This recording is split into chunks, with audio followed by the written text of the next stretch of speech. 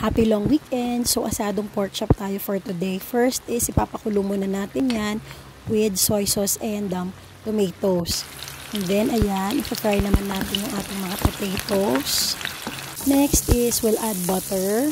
So, ayan, hayaan muna natin malusaw.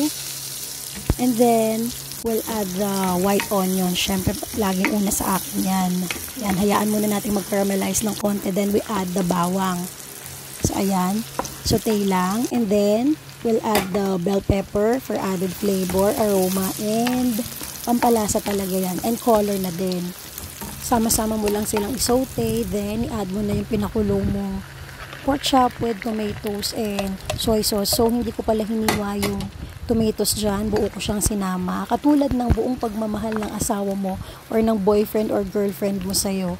So, ayan. Sige, i-mix mo lang sila para mag-incorporate yung lasa ng butter, ng onion, bawang, and yung red bell pepper. Ayan. And then, after nyan, kailangan mo siyang takpan para mag-simmer. Okay? So, after simmering, bubuksan na uli natin. Ayan. Malambot naman na yung pork chop eh. So, konting kulo lang talaga ang kailangan dyan.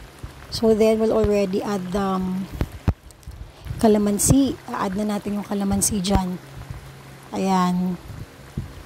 So, sumama pa yung ibang maliliit na buto.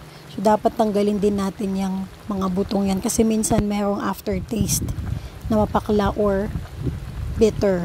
So, I already added salt, pepper, seasoning granules, and allspice kanina. So, ngayon, i-add na natin yung potatoes na finry natin kanina. So, dinagdagan ko na rin po ng konting tubig yan. So, distribute lang natin evenly yung mga potatoes para maluto. Kasi hindi pa masyadong luto yan. Okay? Then, simmer it again. So, pwede naman tayong gumamit ng ibang part ng pork or ibang meat na appropriate sa asado. So, ayan. Ang aking asado, may kanya-kanya po tayong version.